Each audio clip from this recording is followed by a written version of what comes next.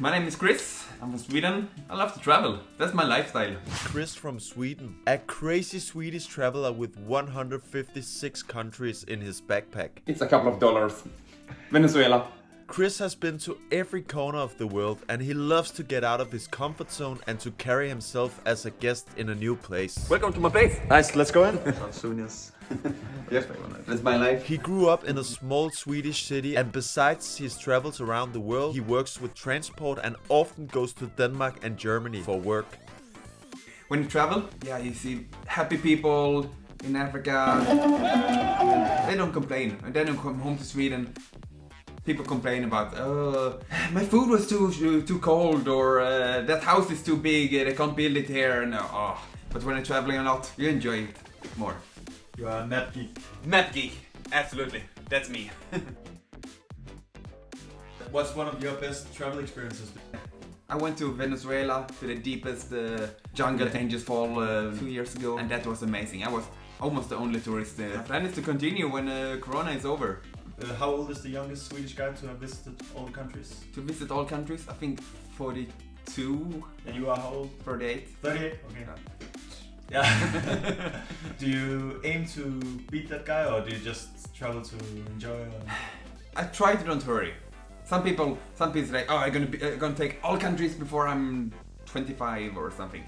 That's not my plan to do it in a fast. Of course, if one day it would be possible, of course it would be nice.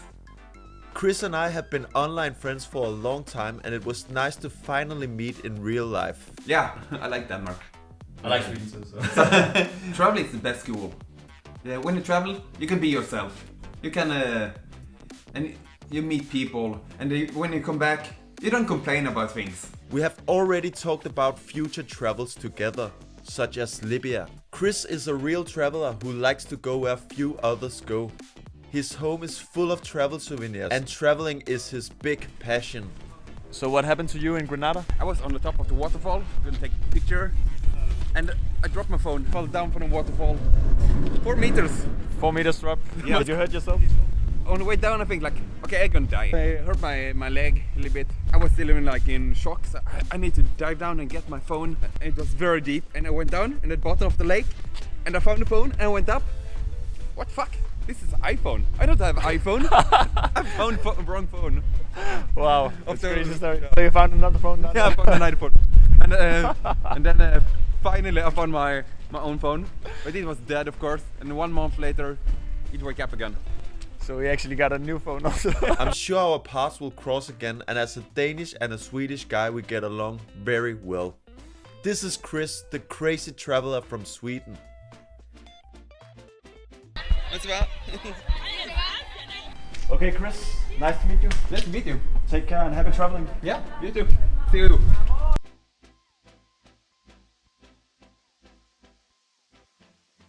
Okay, so me and Chris are now gonna mention some countries, 5 or 6 countries. We're gonna say what we think about the countries, our travel experiences. Argentina.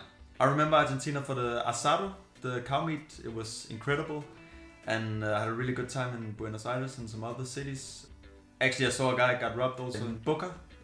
Me too. That was a little unfortunate, but overall I had a really good time in Argentina, and I hope to come back to Patagonia. I haven't been there yet, so that would be nice. The best about Argentina, I went down to the bottom to Patagonia, and the hike there was amazing. I was hiking in the snow. It was so beautiful. And then the day after, I took the flight up to the north part, and I was in the rainforest. Mm. Insane country. It's a huge country. Yeah, Argentina. that's awesome. Algeria. The people are so nice. I went to bar. There was young people, there were old people, and after 5 minutes, I know everyone. Everyone was talking to each other, and I'm not used to that in Sweden. No, that's right.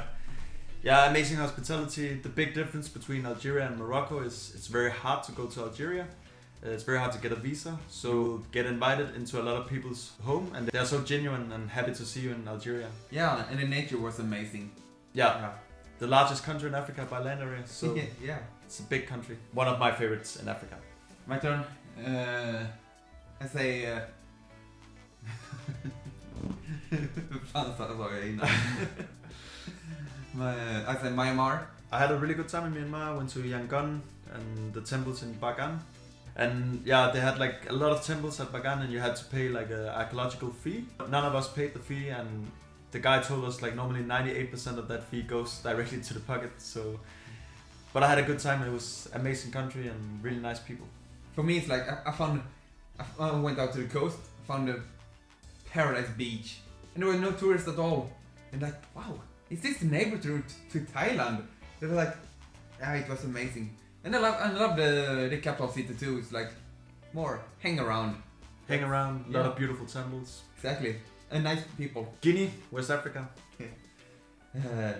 I'd say that's the most West African country of them all. The road don't exist. Yeah, like transportation is really bad, especially in rain season. I think the thing is, in Guinea you have to leave Conakry and get out there, the countryside, because it's so beautiful and the people are actually very friendly also.